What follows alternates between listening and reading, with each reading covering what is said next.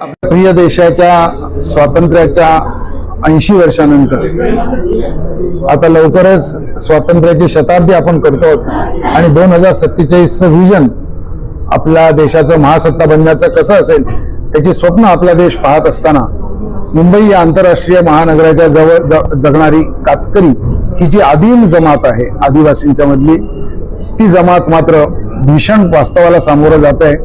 12-13 वर्षाच्या मुली नगर जिल्ह्यातल्या संगमनेरचे लोक या ठिकाणी येऊन खरेदी करून जात आहेत। अशा 6 घटना आता गुन्हे अशा पद्धतीचे दाखल झालेले आहेत। लहान लहान मुलांची विक्री 500-500 रुपयाला मेंढपाळांसाठी किंवा मच्छी सुकवण्यासाठी घरकामासाठी या कातकऱ्यांची जात आहेत। खाण्यासाठी कर्जबाजारीपणा कातकऱ्यांच्या वर आलेला आहे आणि त्यातून भीषण दारिद्र्यानं ही जमात गांजलेली आहे, ती नष्ट होण्याच्या मार्गावर आहे। याची खंत आम्हाला आहे की देशाच्या स्वातंत्र्यानंतर संविधानाने जे मूलभूत अधिकार दिले, जगण्याचा सन्मानाने जगण्याचा जो अधिकार दिला तो आम्ही अजूनही यांच्यापर्यंत पोहोचू शकलो नाही, याची खंत आम्हाला आहे।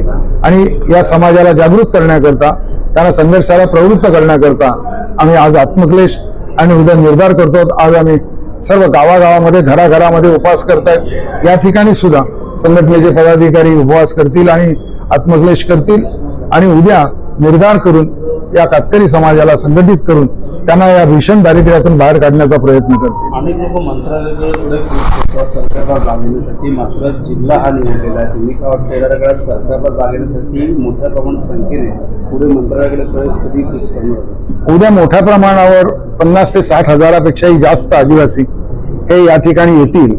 ते मुख्यतः निर्धार करण्यासाठी येतील की अजूनही स्वातंत्र्याच्या 80 वर्षानंतर लढाई बाकी आहे।